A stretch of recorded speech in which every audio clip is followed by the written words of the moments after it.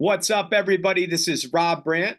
And this is Rick Brandt, and we are the Brothers Brandt. Welcome back, Rick, to another episode of the Brothers Brandt podcast, episode 173, College Athletics, NIL, Name, Image, Likeness. Tell the listeners Rob, what we're going to be talking about today. college kids are back on campus, and the fall semester is well underway throughout the nation. As we tune into college football games, March Madness, the College Baseball World Series, and all of these other amazing sports that we love, it is worth taking a look into the landscape of those athletics and how those students are now being paid for their services.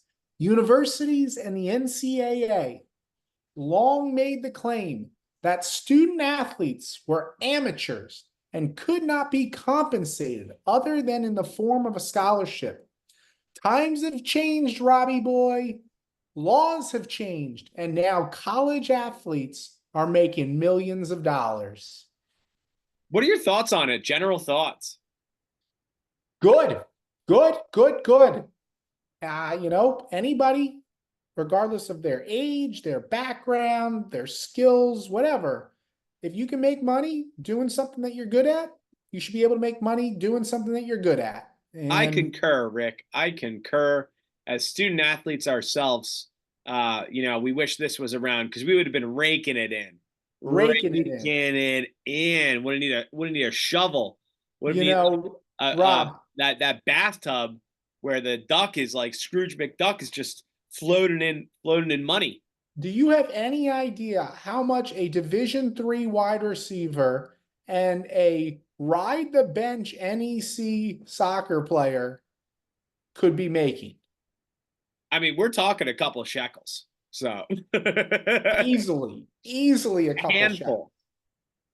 Little beer Get money. into it. Little beer money never hurt anybody. You could probably get one beer. I might be able to get like half a beer. All right, and we move on. So I'll give a little history here, Rob. We've done a lot of Yep. research in preparation for this podcast. We want this to be an informative podcast. It's something that is new to our listeners, new to all of us. All the details that we have to this point of the recording of the Brothers Brand podcast, and things are going to change. Things will change in the coming weeks, the coming months, and the coming years. College athletics is on a roller coaster right now. And let me just share a little background. The National Collegiate Athletic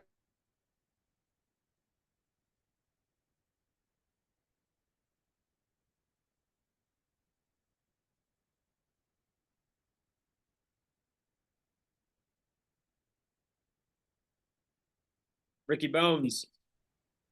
able to earn anything for their time and efforts put towards the university.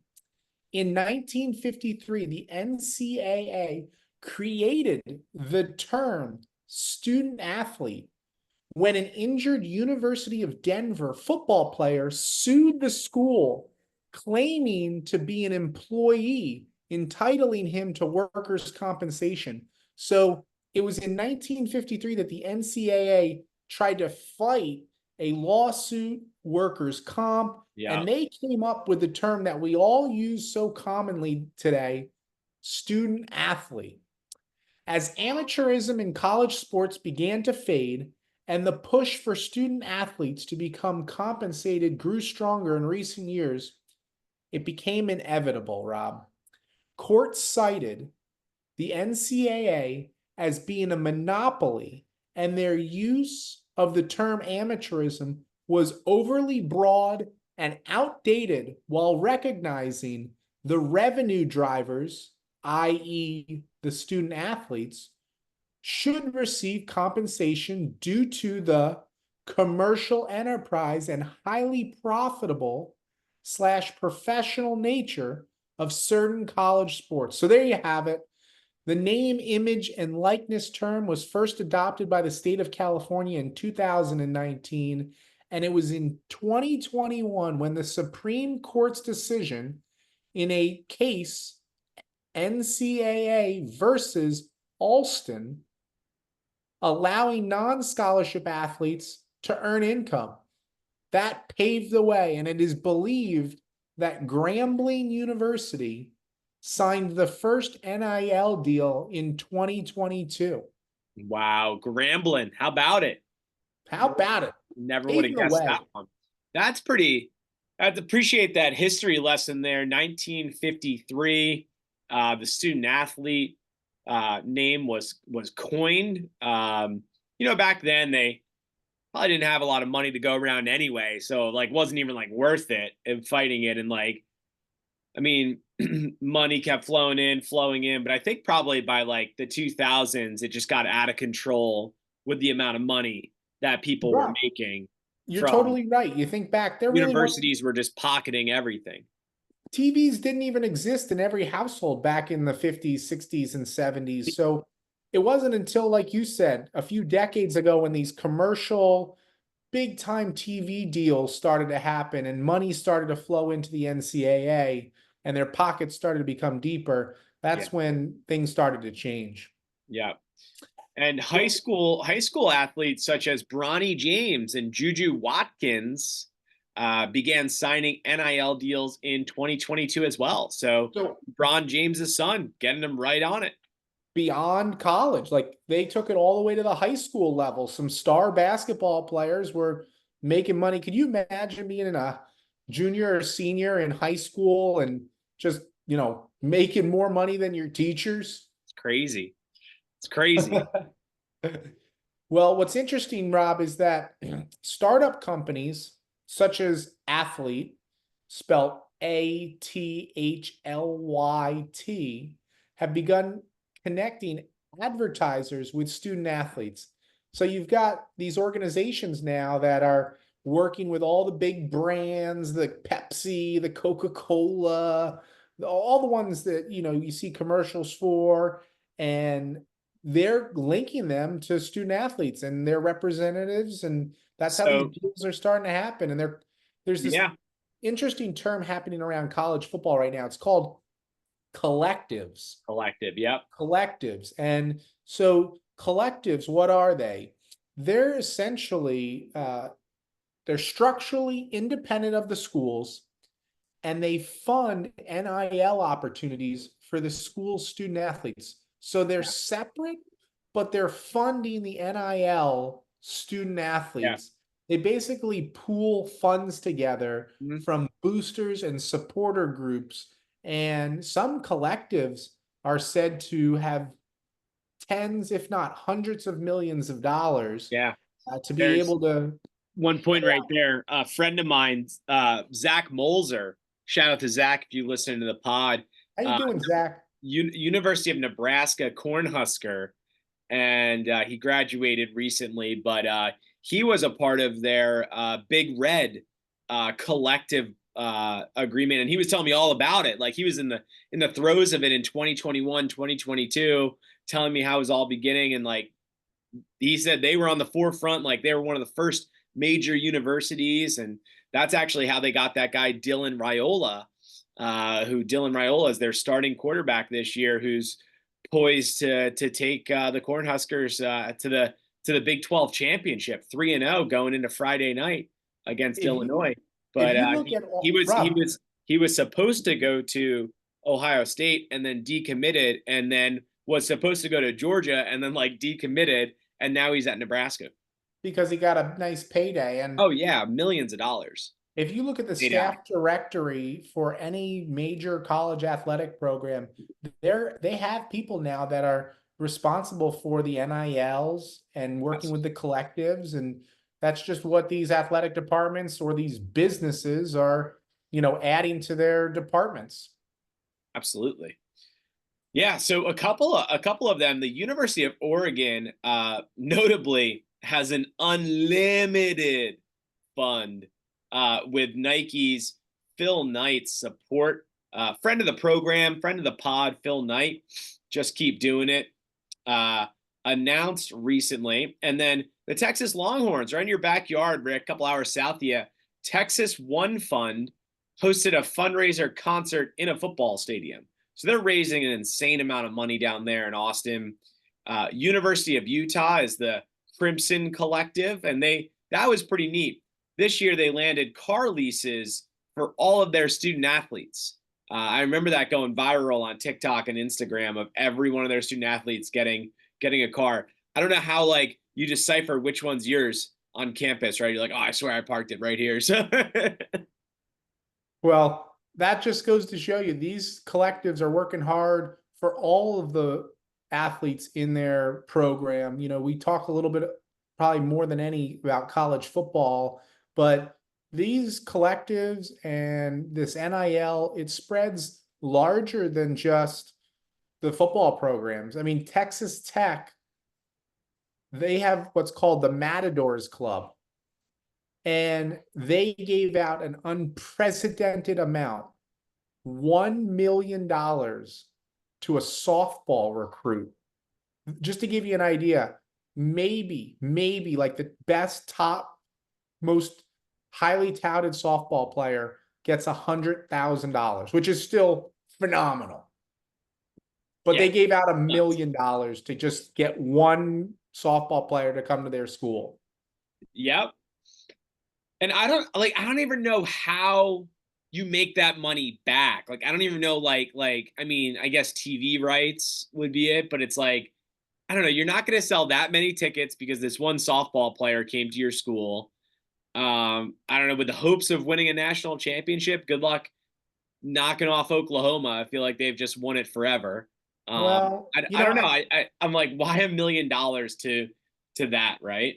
yeah, I think what's going on is you've got these incredibly affluent donors that want to see their program succeed and become known as like the best whatever sport. Yeah, that's And true.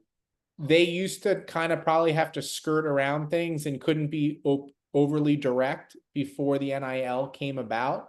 So they probably now are just like, yeah, I'm a billionaire. I'm going to give you $10 million and I want $1 million to go to this softball person who's going to, Yeah, there's going to be thousands of articles written. It's going to be the big storyline going into the softball year. And my wife that's used to true. play softball. Like, I don't know, who knows? So, like, they could just have so many different Yeah, reasons for wanting to see this one sport succeed.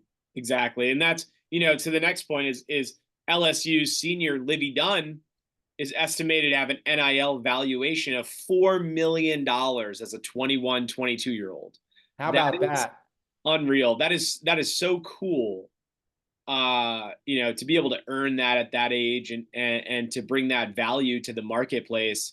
And I guess you're right. Like Livy Dunn, like there's no way they're going to sell that many gymnastics tickets to pay for it, right? So I think a lot of these athletes just also turn into Instagram and TikTok stars, and it's so much advertising for the university. So that's probably how they look at it. Is just like more people are going to want to come to LSU for the gymnastics. Like we're going to recruit the best gymnastics people, but then we're also going to get a ton of other people coming to the school because of all the advertising Livy Dunn's doing for LSU. So Yeah, we saw Caitlin Clark and Angel Reese springboard women's athletics, driving NIL deals throughout women's college basketball this past year, which is traditionally a non-revenue sport for athletic departments. So it's widespread. It's not just college basketball and football. This is happening across all sports. And here's one that,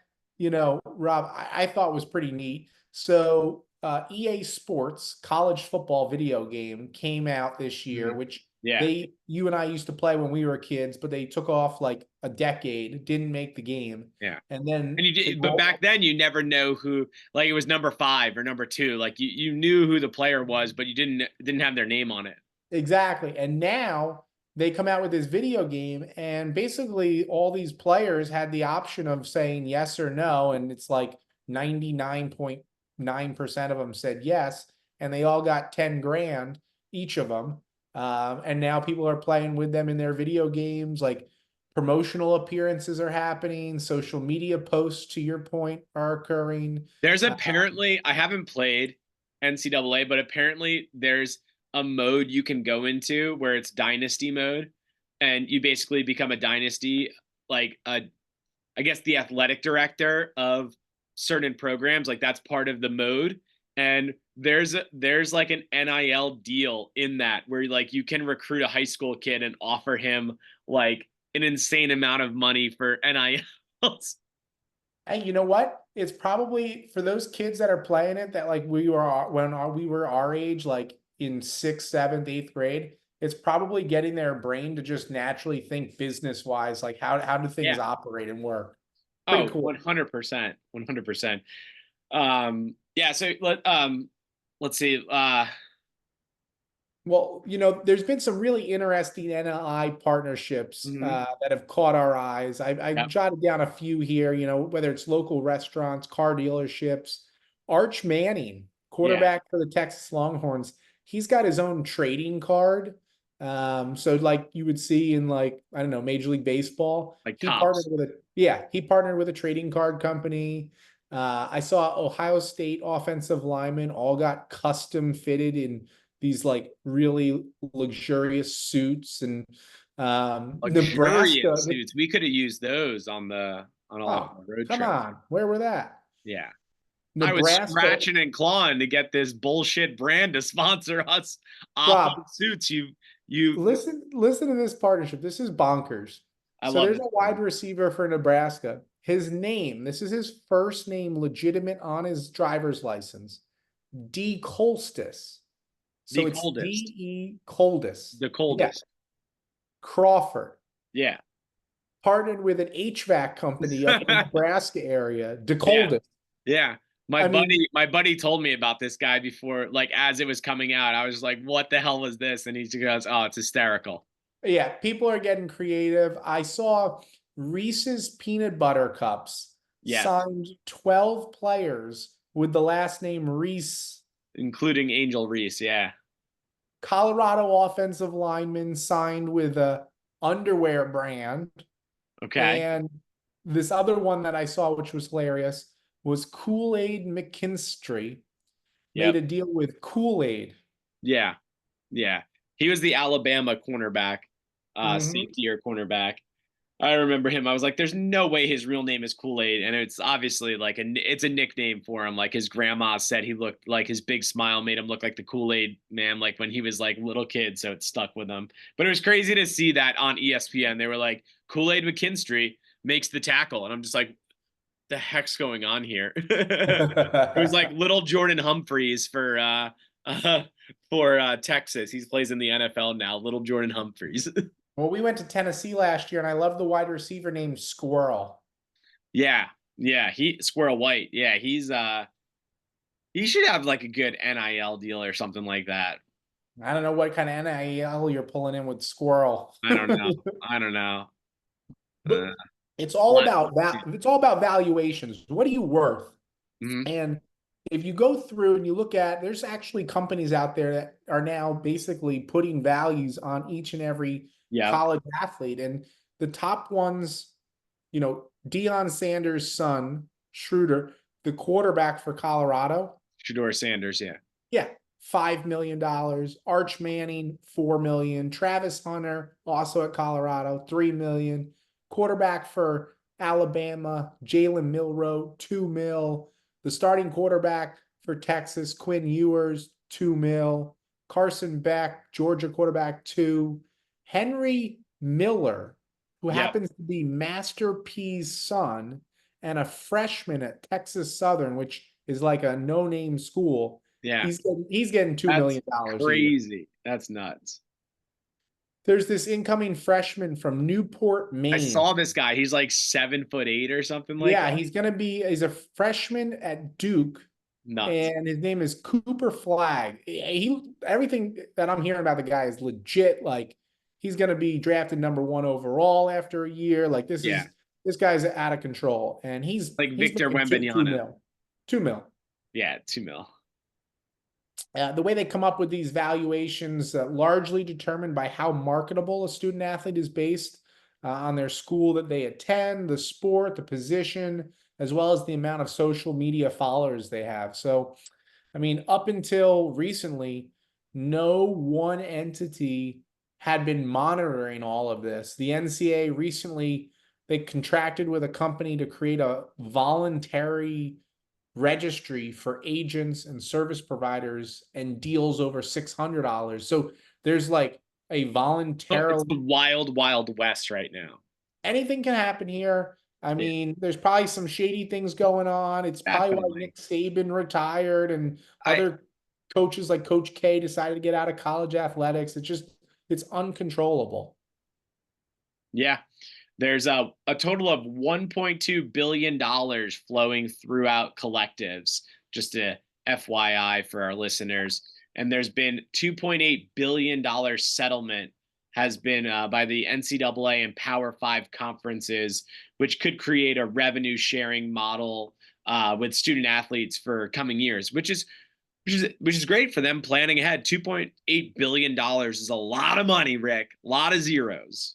Yeah, there were some lawsuits and things that took place, and they're still going through the court systems, and this is going to take several years and a ton of legality Yeah. before it all gets figured out. But I yeah, think 5 years, 10 years from now, it's going to probably look a lot like your professional sports look, where Mhm. there's like this collective revenue sharing going on, and they'll figure it Yeah. out because schools like Alabama and the SEC bring in a lot more revenue than maybe a small school out on the West Coast or Yep. something.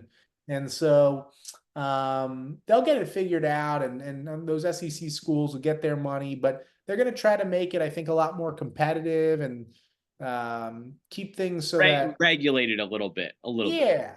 Yeah. And some scholars have noted that there's going to be tax consequences from that arise with student athlete compensation, which, I mean, look, you give an 18-year-old, 19-year-old $1 million, yeah, they're not going to save any money for taxes. Like they're not going to realize that they're going to get charged $500,000 for taxes, and then Uncle Sam's going to come to them. So I bet you we're going to hear in the next couple of years some IRS issues going down with this. So 100%. But I think there's pros and cons to it. I love it. I think it's great. Get paid what you're worth. Um, the loyalty to the schools, I think that's going to be not as strong as it once was. You go to a school, you play there for 4 years, you play there for 3 years, 2 years, then you go to the league. Like, people are going to bounce around to what NIL deal gets them the best money. It's definitely going to be a factor. You already have the transfer portal running roughshod over the NCAA. I mean, I just think of like people like Dylan Gabriel and Bo Nix and like even Caleb Williams. He was at Oklahoma, then he transferred to USC. And I think that's why Saban got out. Saban didn't want anything to do with this. Nothing to Rob, do. Wanted to be with his family. the world is Broadcast the sports. changing. College sports is changing. The NIL is here. It's not going anywhere. Nope. So we might as well get educated on what the heck is happening behind the scenes. It just makes for a more educated fan. We know our listeners are smart athletes and people that just consume all of these sports all the time. So I'm sure they were up to speed on a lot of it. I hope all of you enjoyed this name, image, and likeness podcast. For all of you out there, I'm Rick Brandt. And I'm Rob Brand, and we're the Brothers Brandt. Thanks for listening.